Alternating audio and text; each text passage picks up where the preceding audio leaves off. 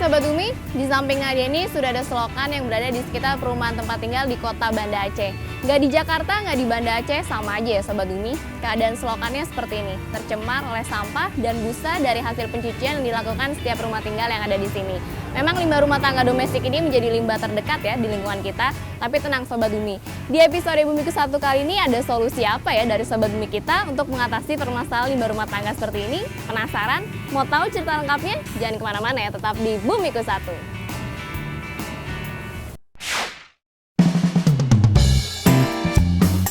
Sobat Bumi, apa yang kamu bayangkan bila mendengar topik seputar air limbah domestik atau rumah tangga? Mungkin terdengar tidak seseram limbah yang dihasilkan industri, namun ternyata air limbah hasil rumah tangga menjadi penyumbang air limbah terbesar di perairan. Data dari The Study on Urban Drainage and Wastewater Disposal Project in the City of Jakarta mengatakan kalau air limbah rumah tangga memberi kontribusi terhadap pencemaran air sebanyak 75%. Selain itu, air limbah perkantoran dan kawasan komersil berkontribusi sebanyak 15% dan 10%-nya lagi berasal dari limbah industri. Air limbah rumah tangga dibagi menjadi dua bagian, yaitu air limbah toilet atau yang disebut juga dengan black water dan air limbah non-toilet yang biasa disebut grey water. Air limbah toilet terdiri dari tinja, air urin, serta bilasannya. Sedangkan air limbah non-toilet berasal dari air mandi, air limbah cucian, air limbah dapur, wastafel, dan lainnya. Umumnya, jumlah air limbah rumah tangga yang dihasilkan setiap hari berkisar 200 hingga 300 liter per orang. Di Indonesia, biasanya limbah kategori grey water hanya dibuang begitu saja ke dalam selokan atau sungai terdekat, tanpa ada pengolahan terlebih dahulu. Padahal limbah non-toilet ini masih mengandung beban polutan organik yang cukup tinggi. Setiap orang rata-rata mengeluarkan beban limbah organik sebesar 27 gram per hari untuk kategori limbah non-toilet.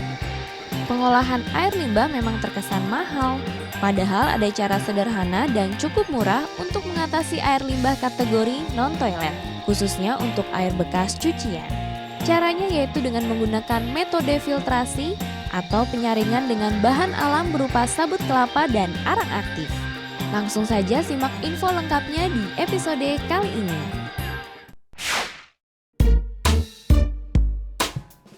Sobat Bumi kita kali ini masih dari Universitas Syaf Kuala, jurusan Farmasi Fakultas MIPA, yaitu Yunda Fakhrunisa.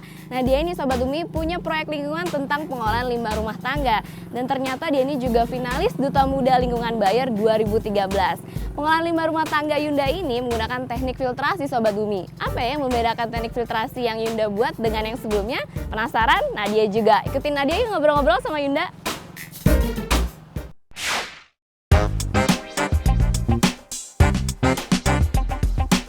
Sobat Bumi, di samping Nadia sudah ada Yunda, Sobat Bumi kita dari Universitas Syaf Kuala, dia dari Fakultas MIPA jurusan Farmasi. Nah dia ini yang punya proyek lingkungan untuk mengatasi limbah rumah tangga. Kita langsung aja ngobrol-ngobrol sama Yunda. Hai Yunda. Halo. Dengar-dengar nih Nadia, di tahun 2013 kemarin kamu mengikuti ajang perlombaan yang dilaksanakan oleh Bayer ya? Iya, benar. Kamu kan dari jurusan farmasi nih ya, kenapa sih tertarik mau ikut kompetisi lingkungan Bayer ini? Saya pikir semua orang dengan bidang apapun yang dia geluti bisa peduli terhadap lingkungan apapun itu, termasuk dari jurusan saya dari farmasi gitu loh. Nah, kalau ada boleh tahu proyek apa nih yang kamu bawa di ajang perlombaan ini? Saya membuat satu teknik filtrasi menggunakan arang aktif. Jadi penyaringnya itu digunakan untuk mengurangi kadar limbah cair di dalam cairan cuci piring. Kan banyak nih Anda juga tahu ya filtrasi yang sudah ada. Apa sih bedanya filtrasi yang kamu buat dengan filtrasi yang sudah ada? Nah, di dalam penyaring ini saya pakai karbon aktif, arang aktif yang bisa digunakan untuk menyerap limbah, terutama bau-bau dari lemak, dari piring kotor dan sebagainya. Dan itu harganya lebih murah daripada teknik filtrasi yang lain. Nah, kamu kan ini mengolah limbah rumah tangga. Memang keadaan limbah rumah tangga yang di sekitar tempat tinggal kamu ini seperti apa sih, Yunda? Limbah rumah tangga ini kan sekarang menjadi penyumbang utama terhadap pencemaran air gitu, karena setiap orang pasti menghasilkan limbah di rumahnya. Setiap hari kita mencuci piring dan sabun cuci piring itu bisa menyebabkan kerusakan ke lingkungannya itu sendiri. Jadi saya mencoba membuat sesuatu yang dimulai dari hal-hal kecil. Jadi cairannya. Penyaringnya itu diletakkan di wastafel sehingga nanti cairan yang cuci piring yang keluar setelah penyaringan itu bisa berkurang kadarnya.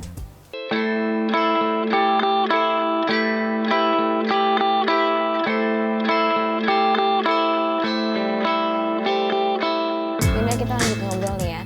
Nah, tadi kan kamu bilang kamu memakai arang aktif dan sabut kelapa ya. Nah, emang ada kandungan apa sih di kedua bahan ini? Secara kan limbah domestik itu kan kuat banget nih air sabun itu. Emang ada sifat khusus dari kedua bahan itu yang bisa menetralisir dari sabun itu? Arang aktif itu punya banyak sekali mikropori, jadi dia bisa menyerap atau mentrap limbah-limbah yang terkandung dalam cairan cuci piring tadi.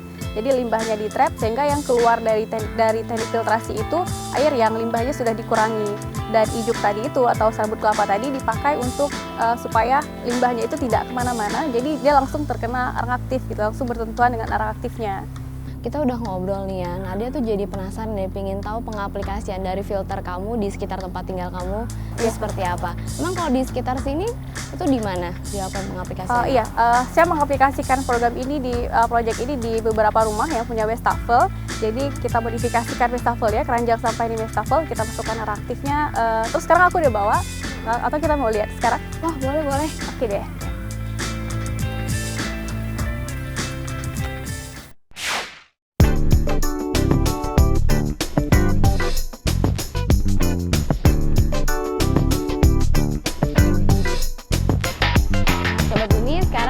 Berada di salah satu lokasi pengaplikasian smart filter teknologi buatan Yunda. Dan kita tanya-tanya yuk alat dan bahannya dulu. Yunda, alat dan bahan untuk membuat smart filter teknologi ini apa aja? Jadi kita pakai arang aktif dalam bentuk serbuk seperti ini, sudah dihaluskan, terus kita pakai ijuk seperti ini untuk menahan sampah yang ada di piring, seperti sampah-sampah nasi dan sebagainya. Terus arang aktifnya ini kita masukkan ke dalam kain seperti ini. Jadi kainnya itu ada 3 lapisan. Ini akan ada di bagian atasnya. Jadi kain yang di atas ini akan lebih tipis daripada yang di bawah, supaya air limbahnya itu cepat kontak dengan arang aktifnya. Yang di bawah ini lebih tebal supaya dia bisa nahan arang aktifnya biar nggak keluar kemana-mana. Jadi kita jahit jadinya seperti ini. Nah Yunda, memang arang aktifnya ini yang serbuk seperti ini ya? Iya. Ini kamu dapetin dari mana? Kalau yang ini kebetulan saya beli, bisa dibeli di toko-toko bahan kimia dan sejenisnya. Jadi arang aktifnya itu ada yang ukurannya lebih kasar, ada yang halus. Saya pakai yang halus supaya luas permukaannya lebih besar, jadi ada lebih banyak limbah yang bisa kontak dengan arang aktifnya. Nah, untuk ijuknya sendiri ini Nadia masih bingung nih. Ini kamu dapat dari mana? Ini sih bisa didapat dari pohon sawit. Jadi di pelepas sawitnya ada bagian yang seperti ini, kita bisa ambil.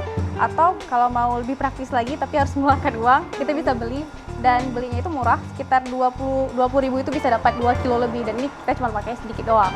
Oh, ini yang ada di sawit yang di bagian ini ya? Di bagian pelepahnya itu ya? Oke, jadi selain itu sawit dan ijuknya kita letakkan di dalam keranjang wastafel yang seperti ini. Jadi saya nggak membuat alat yang baru, tapi modifikasiin alat yang udah ada. Jadi ini kita masukkan, supaya ini kan ada banyak bolongnya, supaya airnya itu nggak keluar, tapi langsung kontak ke arang aktif, kita masukkan. Nah, ijuknya seperti ini. Nah, untuk perbandingan ijuk dan arang aktifnya ini berapa Yunda? Sebenarnya sih arang aktifnya bisa dipakai sebanyak apapun, karena makin banyak arang aktif yang kita pakai, makin banyak limbah yang bisa diserap. Jadi karena kebetulan ini tempatnya kecil, jadi saya cuma bisa pakai 15 gram.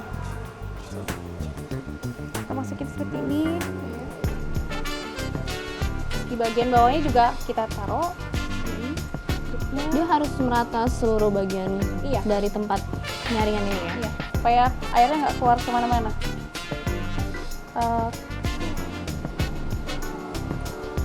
Nah, terus arang aktif yang udah dijahit seperti ini tadi, ini ada 15 gram, kita masukkan ke dalamnya. Di atasnya kita tutup lagi supaya supaya sampah-sampah yang kayak bekas nasi atau tulang-tulang ikan itu bisa nyangkut di sini, jadi nggak ada yang nyangkut di arang aktifnya.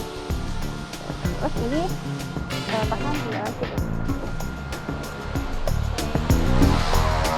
Kamu mengaplikasikan smart filternya ini di wastafel atau bisa di mana aja?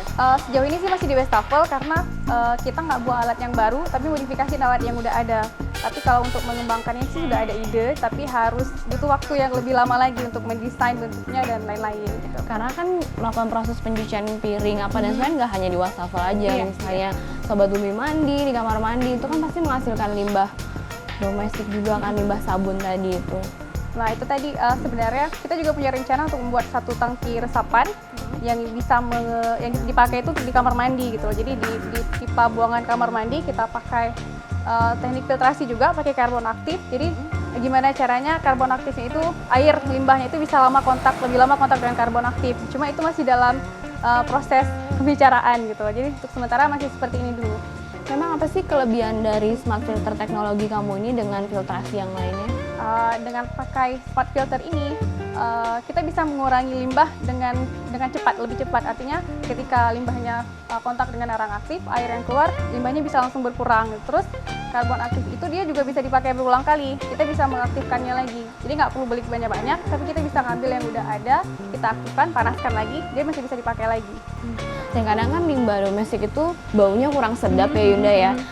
Smart filter kamu ini bisa nggak menetralisir baunya juga? Kebetulan bisa. Jadi ternyata arang aktif juga bisa menyerap lemak yang ada di sisa-sisa makanan. Jadi baunya bisa berkurang. Yunda, Nada jadi pengen tahu nih bedanya air yang sudah melalui filtrasi dan yang belum seberapa tercemarnya sih kalau tidak memakai filtrasi yang kamu buat ini. Oke. Gimana, kita langsung coba aja. Jadi ini kita ibaratkan air dari cucian piring. Jadi kita tampung. Di sini kan ada banyak seperti sabun, terus nanti juga ada minyak-minyak gitu. Kita coba.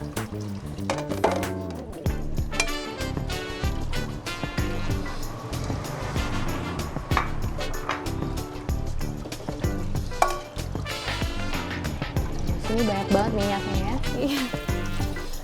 Busanya ini yang bisa buat toksik untuk lingkungan. Jadi busanya tadi bisa nutupin permukaan air, jadi yang organisme yang di bawah, yang ada di perairan, di dalam perairan itu jadi nggak bisa mendapatkan oksigen lagi karena busanya udah nutupin perairan di atasnya.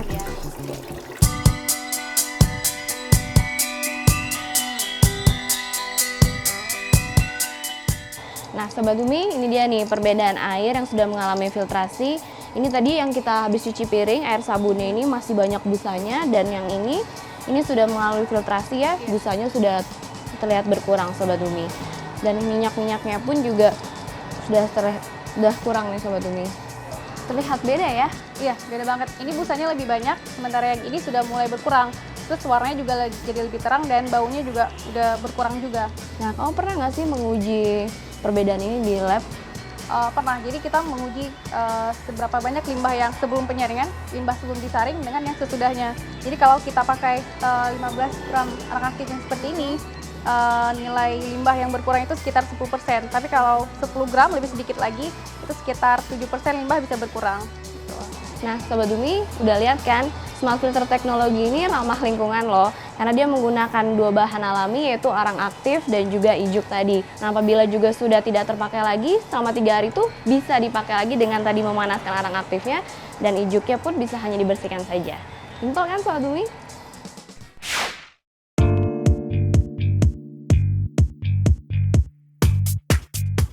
Sobat Bumi, mengolah kembali air limbah merupakan satu alternatif untuk menghemat air.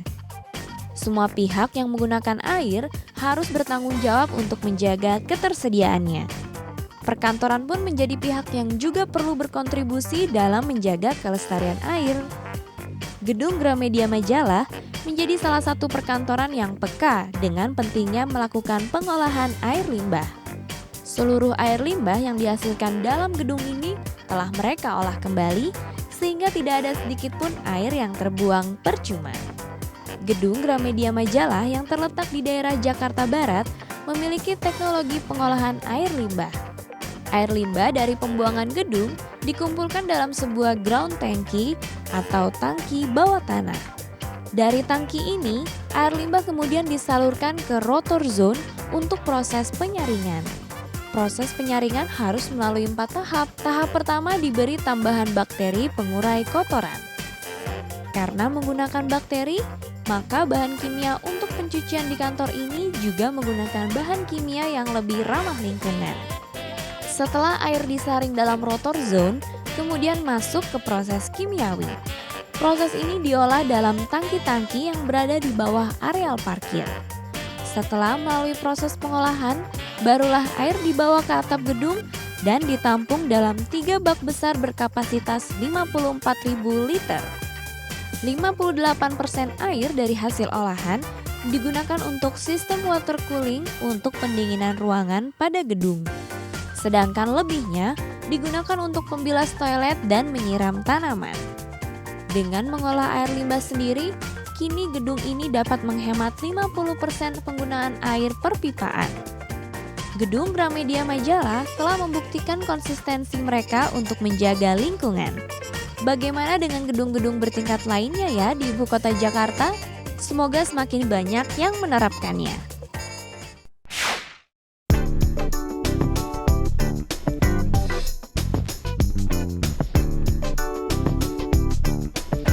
Yunda, masih ada yang mau aku tanya ini. Tadi kan kita sudah melakukan filtrasi ya terhadap air cucian piring. Nah, airnya itu bisa nggak sih dimanfaatkan lagi? Sebenarnya air dari filtrasi memakai smart filter tadi itu masih perlu treatment lagi karena kadar limbah yang bisa dikurangi itu baru sekitar 10% gitu. Jadi masih perlu teknologi lain lagi. Tapi kalau kita lihat dari awalnya sebenarnya air cucian piring itu masih bisa dikelola sendiri. Jadi air bilasan pertama cuci piring itu kan bisa kita gunakan untuk misalnya menyiram tanaman karena kan sampah dari makanan itu kan masih ada nutrien-nutriennya.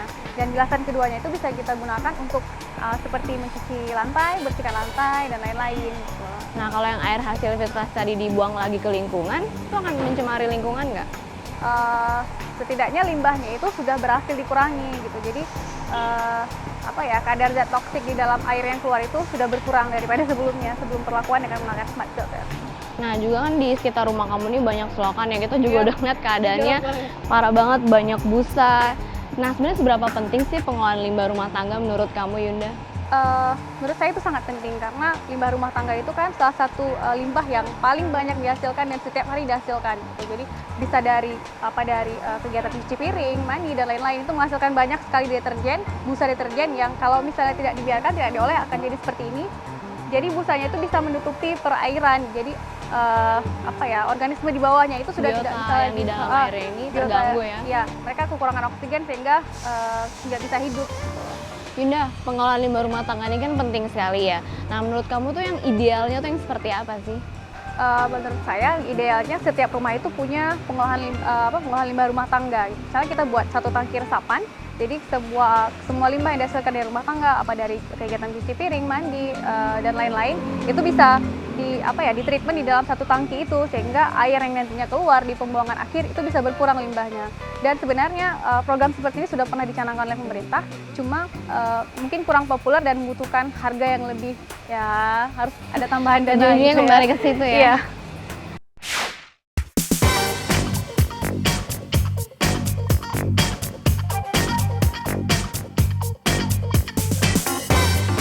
Sobat Bumi, air limbah yang setiap hari kita hasilkan akan berujung ke sumber perairan yang lebih besar seperti sungai, danau, teluk, ataupun laut. Pada perairan besar seperti inilah, beban limbah organik akan terkumpul dan terakumulasi dalam jumlah yang tinggi. Sebuah laguna di perairan Rio de Janeiro mengalami pencemaran akibat air limbah. Laguna ini bernama Laguna de Jacarepagua. Air laguna ini kini berubah warna menjadi warna hijau karena banyak mengandung cyanobacteria. Kalau air sudah tercemar seperti ini, biota dalam ekosistem pun menjadi korbannya. Lihat saja Sobat Bumi, burung, buaya, dan biota lainnya yang ada di perairan ini harus hidup dalam kondisi air tercemar. Mirisnya lagi, ikan di perairan ini sudah sangat sulit ditemukan, bahkan tak satu pun yang berhasil dijala. Bukan hanya air limbah saja yang bermuara dalam laguna, tapi sampah domestik, industri, bahkan rumah sakit pun banyak dibuang dalam laguna, sehingga menambah daftar penyebab pencemaran air dalam laguna. Ahli biologi Mario Moscatelli mengatakan, banyak sungai yang bermuara ke Laguna de Jacarepagua ini. Hal ini mengakibatkan konsentrasi beban polutan organik dalam perairan semakin meningkat seiring dengan meningkatnya air limbah yang akan bermuara ke dalam laguna. Sobat Bumi, mengolah air limbah sangat perlu dilakukan karena air limbah merupakan penyumbang terbesar pencemaran air di lingkungan. Kalau air sudah banyak yang tercemar, otomatis cadangan air bersih kita pun akan sangat terbatas. Yunda, kita bisa lihat sendiri ya, selokan di sekitar sini pun itu udah kotor sekali ya. Tercemar sekali dengan busa, dengan sampah seperti itu. Memang limbah domestik ini udah semakin hari semakin bertambah di lingkungan kita. Nah, menurut kamu nih efek negatif dari limbah domestik rumah tangga untuk lingkungan itu apa sih, Yunda? Sebenarnya sih kalau berbicara efek negatif pasti banyak banget gitu ya. Jadi salah satunya kalau sudah seperti ini, sudah sangat kotor seperti ini, kita bayangkan saja kalau hujan ini bisa meluap dan jadinya dia tidak hanya mencemari di satu daerah, tapi kan dia juga bisa terbawa ke tempat lain. Dan dia juga bisa menyebabkan efek negatif ke tempat lain, tidak hanya untuk biota di perairannya, tapi juga untuk kita manusianya gitu. Ini kan bisa banyak sekali lalat yang datang gitu ya. Terus kalau dia terbawa ke tempat lain, juga bisa menyebabkan penyakit ke tempat yang lain, gitu, ke manusianya sendiri. Nah, kamu nih kan mengikuti kompetisi lingkungan seperti Bayer ya. Apa sih yang kamu dapat sewaktu kamu mengikuti kompetisi lingkungan di Bayer itu? Dari mengikuti kompetisi itu, saya bisa tahu lebih banyak tentang lingkungan, tidak hanya tentang diri saya sendiri, tidak hanya tentang lingkungan di sekitar, tapi juga segala hal tentang lingkungan. Karena ketika kita berbicara tentang lingkungan, kita tidak hanya berbicara tentang air, tentang hewan, atau tentang tumbuhan gitu. Tapi kita juga berbicara tentang manusianya. Karena kita yang bertanggung jawab sebagai leadernya di lingkungan gitu. Jadi kalau ingin mengubah lingkungan, artinya kita harus mengubah behavior dari orangnya. Dan kita tidak akan pernah bisa mengubah orang lain, itu adalah masalahnya. Kita tidak akan pernah bisa mengubah orang lain kalau mereka tidak memutuskan untuk berubah. Jadi nggak mungkin juga dong kita nunggu sampai mereka berubah gitu. Jadi yang harus kita lakukan adalah menjadikan diri kita sebagai inspirator untuk mereka. Kita jadikan diri kita sebagai seseorang yang terbaik sehingga mereka bisa melihat apa yang kita lakukan dan mungkin agak malu juga ya kalau melihat ada seseorang yang jaga kok saya enggak gitu. Jadi jadikan diri kita inspirator untuk perubahan lingkungan. Nah, Yunda, smart filter teknologi kamu ini kan tadi kita juga mengaplikasikannya tuh kamu masih di Wastafel. Kamu ada nggak sih harapan ke depannya untuk mengembangkan dari smart filter teknologi ini? Sebenarnya rencana untuk mengembangkan proyek ini sudah ada sejak program Bayer kemarin kompetisi itu berakhir gitu. Jadi ada masukan juga dari para jurinya bagaimana kalau mengembangkan ini. Dan saya juga sudah punya rencana itu untuk mengembangkan ini bisa digunakan untuk banyak pengolahan limbah yang lain, tidak hanya limbah cuci piring, tapi juga bisa untuk di kamar mandi atau limbah buangan akhir dari rumah tangga. Gitu. Makasih ya Yunda atas sharingnya. Karena kamu juga nih Sobat Umi di rumah jadi tahu smart filter teknologi. Walaupun bisa hanya mengurangi 10%, tapi sudah bisa mengurangi. Sobat Umi yang ada di rumah, limbah domestik yang ada di sekitar lingkungan kita memang tidak bisa dihindari ya. Makin banyak penduduk atau masyarakat yang tinggal di sekitar lingkungan, makin banyak pula limbah domestik yang dihasilkan. Tapi dengan smart filter teknologi buatan Yunda, bisa ya jadi solusi walaupun hanya mengurangi 10% limbah yang ada. Lebih baik mengurangi kan Sobat Umi daripada tidak. Oke Sobat Umi, sampai ketemu ya di episode yang berikutnya. Kita sama-sama ya sebut tagline-nya. Bumiku satu, lestarikan selalu. Dadah!